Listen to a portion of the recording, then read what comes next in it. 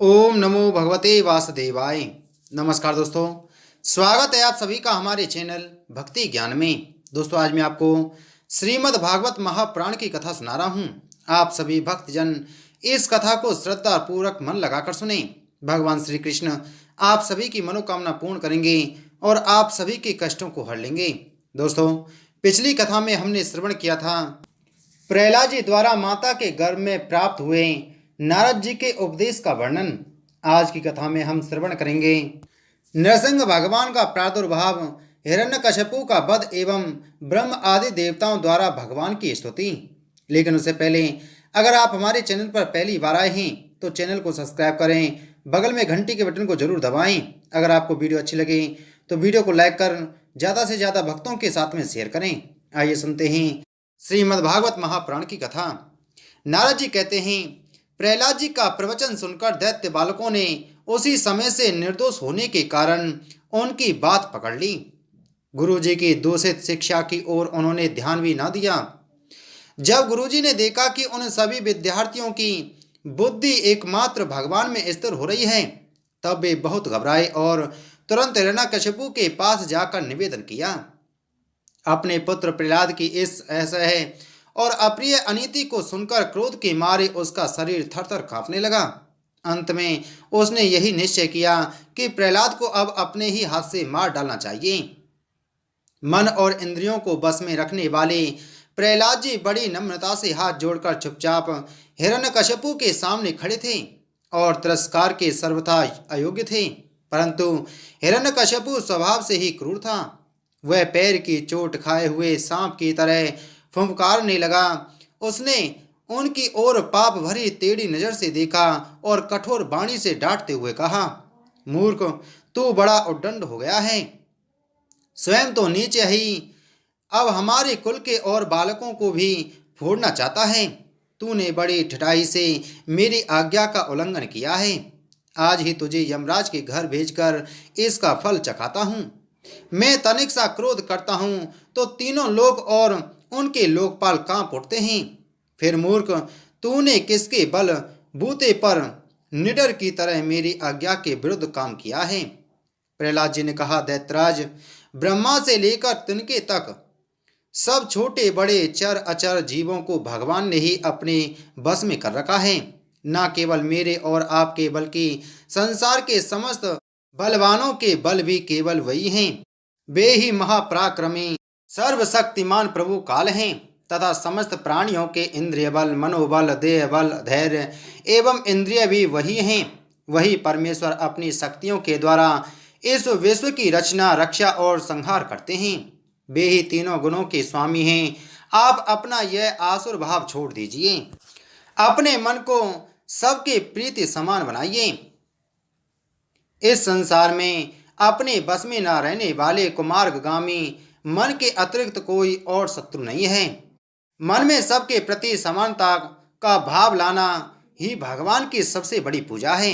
जो लोग अपना सर्वस्व लुटाने वाले इन 6 इंद्रिय रूपी डाकुओं पर तो पहले विजय ही नहीं प्राप्त करते और ऐसा मानने लगते हैं कि हमने 10 दिशाएं जीत ली, वे मूर्ख हैं। हाँ, जिस ज्ञानी एवं जितेंद्रिय महात्मा ने समस्त प्राणियों के प्रति समानता का भाव प्राप्त कर लिया, उसके अज्ञान से पैदा होने वाले काम, क्रोध आदि शत्रु भी मर मिट जाते हैं। फिर बाहर के शत्रु तो रहे ही कैसे।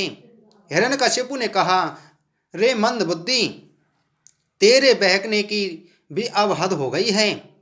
यह बात स्पष्ट है कि अब तू मरना चाहता है, क्योंकि जो मरना चाहते हैं वे ही ऐसी बेसिर पैर की बातें बका करते हैं।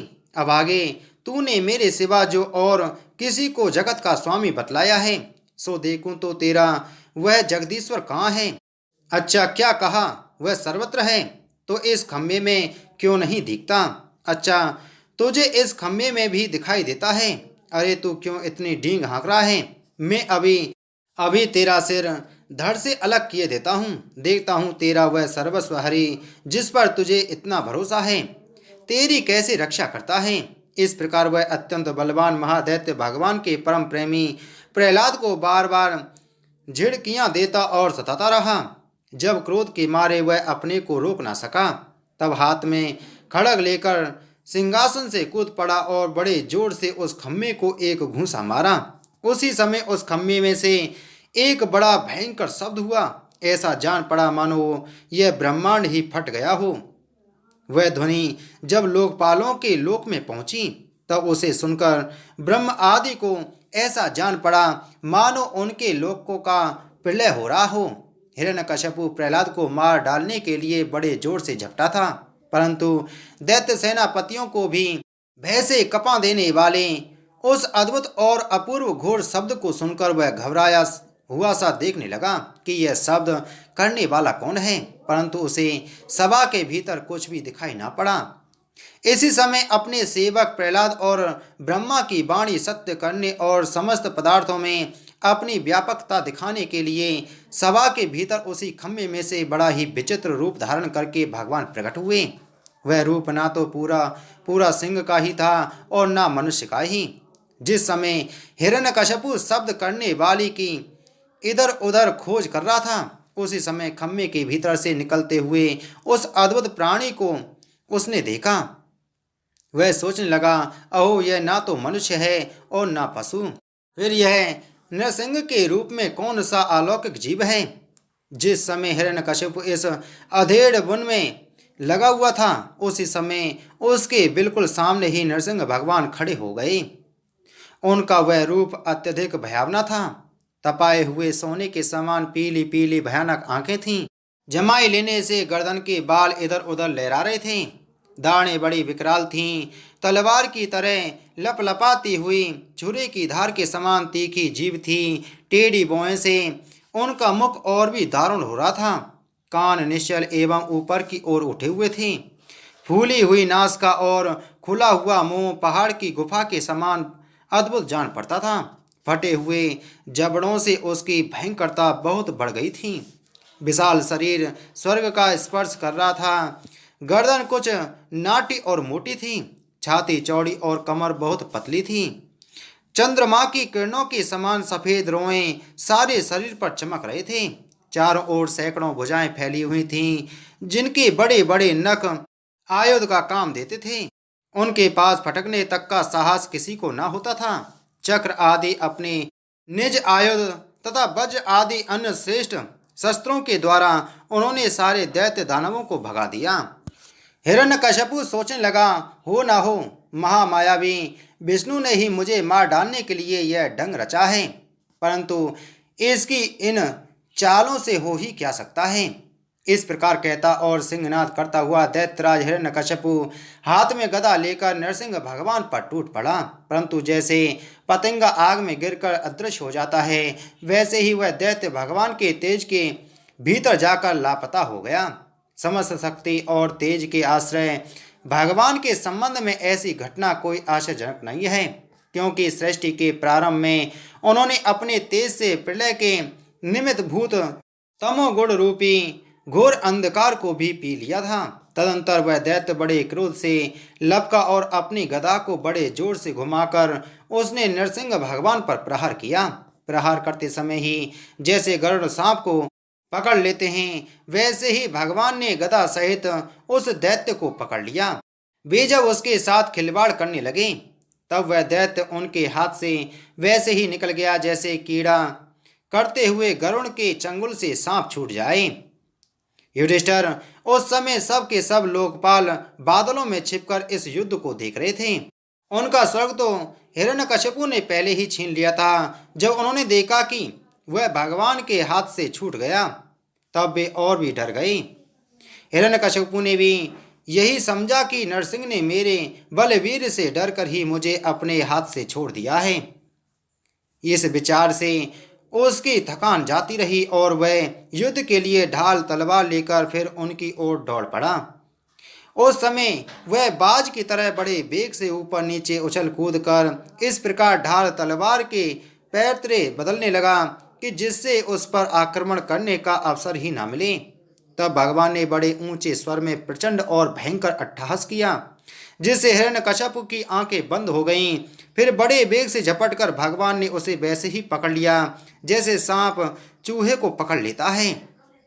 जब हिरण्यकश्यपु के चमड़ी पर वज्र की चोट से भी खरोंच नहीं आई थी, वही अब उनके पंजों से निकलने के लिए जोर से झटपटा रहा था।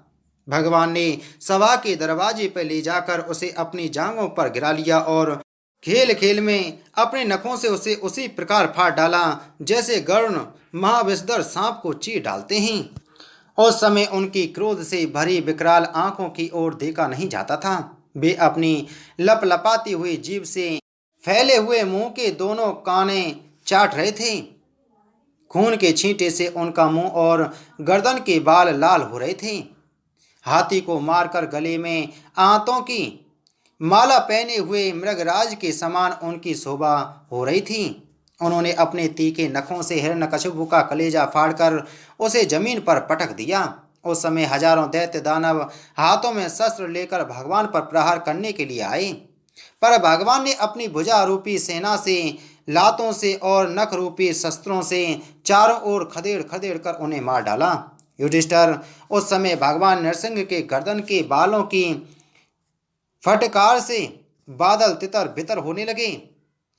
उनके नेत्रों की ज्वाला से सूर्य आदि ग्रहों का तेज फीका पड़ गया। उनके श्वास धक्के से समुद्र क्षुब्ध हो गए। उनके सिंहनाद से भयभीत होकर दिग्गज चिंगाड़ने लगे। उनके गर्दन के बालों से टकराकर देवताओं के विमान अस्त व्यस्त हो गए। स्वर डगमगा गया। उनके पैरों की धमक से भूकंप आ गया। वेग से पर्वत उड़ने लगे और उनके तेज की चकाचौंध से आकाश तथा दिशाओं का दिखना बंद हो गया। इस समय नरसिंह भगवान का सामना करने वाला कोई दिखाई ना पड़ता था। फिर भी उनका क्रोध अभी बढ़ता ही जा रहा था। वे हिरण्यकशिपु की राजसभा में ऊंचे सिंहासन पर जाकर विराज गए। उस समय उनके अत्यंत तेजपूर्ण और क्रोध भरे भयंकर चेहरे को देखकर किसी का भी साहस ना हुआ कि उनके पास जाकर उनकी सेवा करें।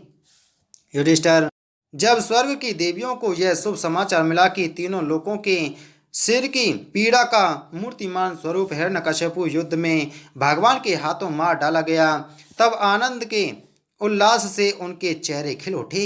वे बार बार भगवान पर पुष्पों की वर्षा करने लगीं। आकाश में विमानों से आए हुए भगवान के दर्शनार्थी देवताओं की भीड़ लग गई। देवताओं के ढोल और नगाड़े बजने लगे। गंधर्वराज गाने लगे। अप्सराएं नाचने लगीं। तात इसी समय ब्रह्मा, इंद्र, शंकर आदि देवता, ऋषि, पितर, सिद्ध, विद्याधर, महानाग, मनु, प्रजापति, गंधर्व, अप्सराएं, चारण, यक्ष, किम पुरुष, बैताल, सिद्ध, किन्नर और सुनंद कुमुद आदि भगवान के सभी पार्षद उनके पास आए। उन लोगों ने सिर पर अंजलि बांधकर सिंहासन पर विराजमान अत्यंत तेजस्वी नरसिंह भगवान की थोड़ी दूर से अलग अलग स्तुति की। ब्रह्मा जी ने कहा, प्रभु आप अनंत हैं, आपकी शक्ति का कोई पार नहीं पा सकता। आपका पराक्रम विचित्र और कर्म विचित्र हैं। यद्यपि गुणों के द्वारा आप लीला से ही संपूर्ण विश्व की उत्पत्ति, पालन और प्रलय यथोचित ढंग से करते हैं, फिर भी आप उनसे कोई संबंध नहीं रखते, स्वयं निर्विकार रहते हैं। मैं आपको नमस्कार करता हूँ। श्री रुद्र ने कहा, आपके क्रोध करने का समय तो कल्प के अंत में होता है। यदि इस तुच्छ दैत्य को मारने के लिए ही आपने क्रोध किया है तो वह भी मारा जा चुका है। उसका पुत्र आपकी शरण में आया है। भक्त वत्सल प्रभु, आप अपने इस भक्त की रक्षा कीजिए। इंद्र ने कहा, पुरुषोत्तम, आपने हमारी रक्षा की है। आपने हमारे जो यज्ञ भाग लौटाए हैं वे वास्तव में आप अंतर्यामी के ही हैं। दैत्यों के आतंक से संकुचित हमारे हृदय कमल को आपने प्रफुल्लित कर दिया। वह भी आपका ही निवास स्थान है। यह जो स्वर्ग आदि का राज्य हम लोगों को पुनः प्राप्त हुआ है, यह सब काल का ग्रास है। जो आपके सेवक हैं उनके लिए यह है ही क्या? स्वामिन, जिन्हें आपकी सेवा की चाह है वे मुक्ति का भी आदर नहीं करते, फिर अन्य भोगों की तो उन्हें आवश्यकता ही क्या है? ऋषियों ने कहा, पुरुषोत्तम, आपने तपस्या के द्वारा ही अपने में लीन हुए जगत की फिर से रचना की थी और कृपा करके उसी आत्म तेज स्वरूप श्रेष्ठ तपस्या का उपदेश आपने हमारे लिए भी किया था। इस दैत्य ने उसी तपस्या का उच्छेद कर दिया था। शरणागत वत्सल, यह तपस्या की रक्षा के लिए अवतार ग्रहण करके आपने हमारे लिए फिर से उसी उपदेश का अनुमोदन किया है। पितरों ने कहा, प्रभु, हमारे पुत्र हमारे लिए पिंडदान करते थे, यह उन्हें बलात् छीन कर खा जाया करता था। जब वे पवित्र तीर्थ में या संक्रांति आदि के अवसर पर नैमित्तिक तर्पण करते या तिलांजलि देते, तब उसे भी यह पी जाता। आज आपने अपने नखों से उसका पेट फाड़कर वह सब का सब लौटाकर मानो हमें दे दिया। आप समस्त धर्मों के एकमात्र रक्षक हैं। नरसिंहदेव, हम आपको नमस्कार करते हैं। सिद्धों ने कहा, नरसिंहदेव, इस दुष्ट ने अपने योग और तपस्या के बल से हमारी योग सिद्धि गति छीन ली थी। अपने नखों से आपने इस घमंडी को फाड़ डाला है। हम आपके चरणों में विनीत भाव से नमस्कार करते हैं। विद्याधरों ने कहा, यह मूर्ख है नकशपु अपने बल और वीरता के घमंड में चूर था। यहाँ तक कि हम लोगों ने विविध धारणाओं से जो विद्या प्राप्त की थी उसे इसने व्यर्थ कर दिया था। आपने युद्ध में यज्ञ पशु की तरह इसको नष्ट कर दिया। अपनी लीला से नरसिंह बने हुए आपको हम नित्य निरंतर प्रणाम करते हैं। नागों ने कहा, इस पापी ने हमारी मड़ियों को और हमारी श्रेष्ठ और सुंदर स्त्रियों को भी छीन लिया था। आज उसकी छाती फाड़कर आपने हमारी पत्नियों को बड़ा आनंद दिया है। प्रभु, हम आपको नमस्कार करते हैं। मनुओं ने कहा, देवादिदेव, हम आपके आज्ञाकारी मनु हैं। इस दैत्य ने हम लोगों की धर्म मर्यादा भंग कर दी थी। आपने इस दुष्ट को मारकर बड़ा उपकार किया है। प्रभु, हम आपके सेवक हैं, आज्ञा दीजिए, हम आपकी क्या सेवा करें। प्रजापतियों ने कहा, परमेश्वर, आपने हमें प्रजापति बनाया था, परंतु इसके रोक देने से हम प्रजा की सृष्टि नहीं कर पाते थे। आपने इसकी छाती फाड़ डाली और यह जमीन पर सर्वदा के लिए सो गया। सत्व में मूर्ति धारण करने वाले प्रभु, आपका यह अवतार संसार के कल्याण के लिए है। गंधर्वों ने कहा, प्रभु, हम आपके नाचने वाले, अभिनय करने वाले और संगीत सुनाने वाले सेवक हैं।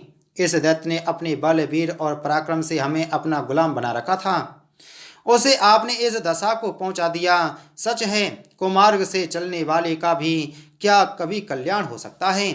चारणों ने कहा, प्रभु, आपने सज्जनों के हृदय को पीड़ा पहुंचाने वाले इस दुष्ट को समाप्त कर दिया। इसलिए हम आपके उन चरण कमलों की शरण में हैं, जिनके प्राप्त होते ही जन्म मृत्यु रूप संसार चक्र से छुटकारा मिल जाता है। यक्षों ने कहा, भगवान, अपने श्रेष्ठ कर्मों के कारण हम लोग आपके सेवकों में प्रधान गिने जाते थे, परंतु हिरण्यकश्यपु ने हमें अपनी पाल की ढोने वाला कहर बना लिया। प्रकृति के नियामक परमात्मा इसके कारण होने वाले अपने निज जनों के कष्ट जानकर ही आपने इसे मार डाला है। किम पुरुषों ने कहा, हम लोग अत्यंत तुच्छ किम पुरुष हैं और आप सर्वशक्तिमान महापुरुष हैं। जब सत्पुरुषों ने इसका तिरस्कार किया, इसे धिक्कारा, तभी आज आपने इस कुपुरुष असुराधम को नष्ट कर दिया। वैतालिकों ने कहा, भगवान, बड़ी बड़ी सभाओं और ज्ञान यज्ञों में आपके निर्मल यश का गान करके हम बड़ी प्रतिष्ठा पूजा प्राप्त करते थे। इस दुष्ट ने हमारी वह आजीविका ही नष्ट कर दी थी। बड़े सौभाग्य की बात है कि महारोग के समान इस दुष्ट को आपने जड़ मूल से उखाड़ दिया। किन्नरों ने कहा, हम किन्नर गण आपके सेवक हैं। यह दैत्य हमसे बेकार में ही काम लेता था। भगवान, आपने कृपा करके आज इस पापी को नष्ट कर दिया। प्रभु, आप इसी प्रकार हमारा अभ्युदय करते रहें। भगवान के पार्षदों ने कहा, शरणागत वत्सल, संपूर्ण लोगों को शांति प्रदान करने वाला आपका यह अलौकिक नरसिंह रूप हमने आज ही देखा है। भगवान, यह दैत्य आपका वही आज्ञाकारी सेवक था जिसे सनकादिक ने शाप दे दिया था। हम समझते हैं आपने कृपा करके इसके उद्धार के लिए ही इसका वध किया है। बोलो श्रीमद्भागवत महापुराण की जय। बोलो श्री कृष्णचंद्र भगवान की जय।